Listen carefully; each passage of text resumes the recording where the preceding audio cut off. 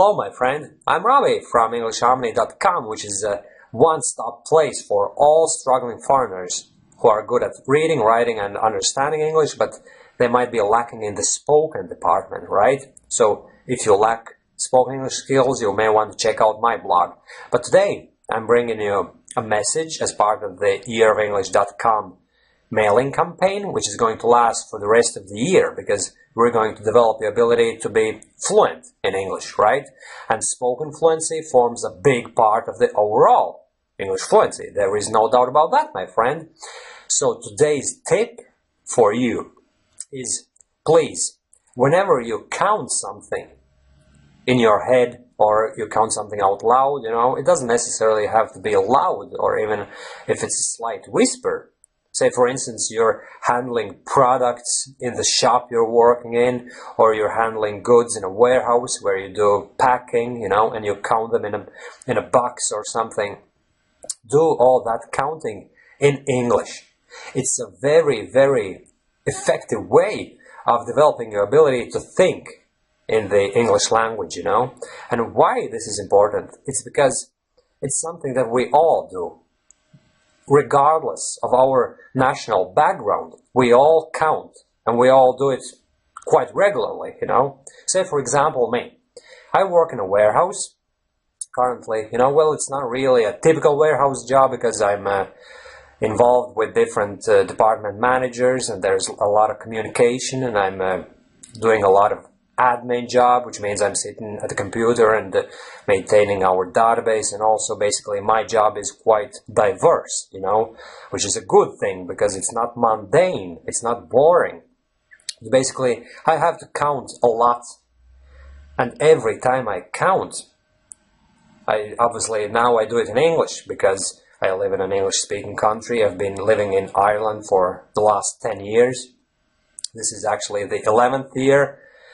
But in the very beginning, when I started developing my English, the first thing I did is I started counting in English, because in the previous job where I worked, it was a big, massive warehouse, So all I had to do was pick boxes from shelves, put them on a pallet.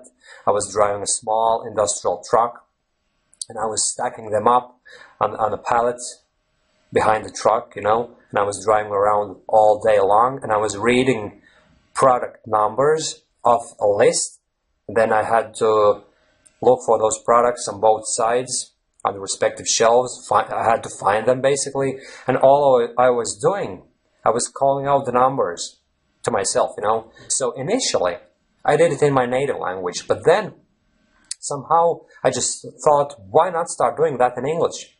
So I developed this small routine of calling out the numbers in English. And then it became my second nature, which means that it just became my habit.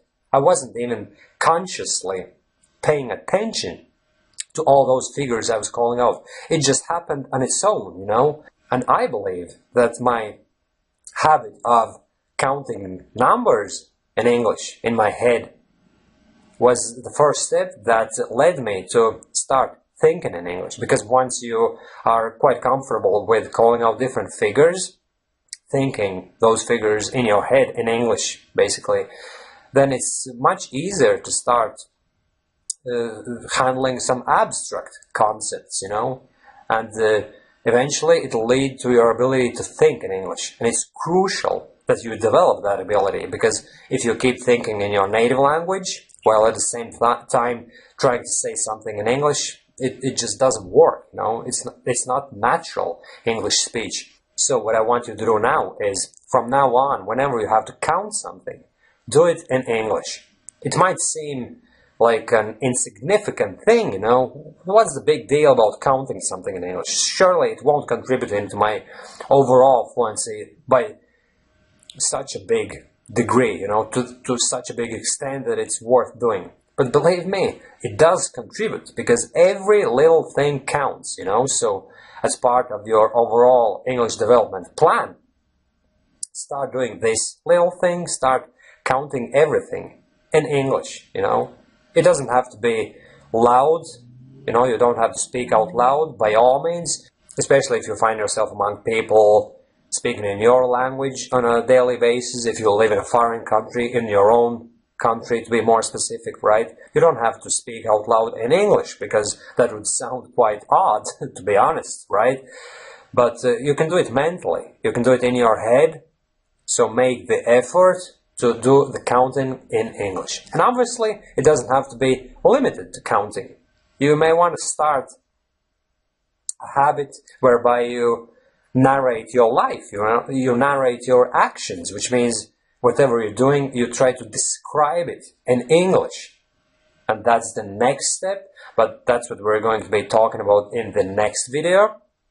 I'll record for you in a week's or 2 weeks time or so, it remains to be seen, but I'll definitely talk about more about the importance of self-practice in your overall English development plan, because that's something I've been doing for years myself. I'm speaking with myself regularly on a daily basis, and I believe that it's played a massive role. It's actually played a crucial and major role in my ability to speak fluently, So remember, please, my dear friend, bear this in mind.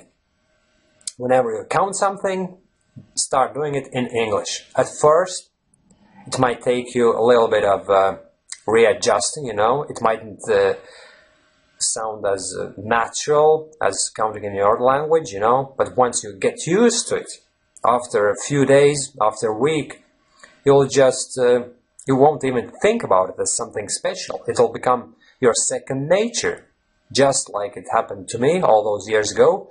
And by the way, in my current job, I notice that all the foreigners I work with, whenever they have to count something, they do it in their native language, even though they've been speaking with me in English a few seconds prior to counting something, when they go about counting some, whatever it is, some goods, whatever we handle, they do it in their native language. I can tell it by their whisper, because when you count, you often do it in a slight whisper. Well, I'm actually pretty sure that on this particular occasion, I asked a girl in my work to find a specific crest number. Crest is an emblem you put on a jumper, and that's part of our job. Basically, we put different emblems on sweaters. You call them sweaters over in America. We call them jumpers in Ireland and England, right? And I live in Ireland, and obviously we refer to those garments as jumpers. So part of our job is to put emblems, different school emblems, and they're called crests as well. So that's how we refer to them, as crests. And I asked that girl to find a specific crest number, because I had to deal with some issue or something, right? And when she was flicking through the pages in her catalog, I heard her call out the figures in Polish, because she was a Polish girl, right? And it doesn't really make sense if you think about it, right?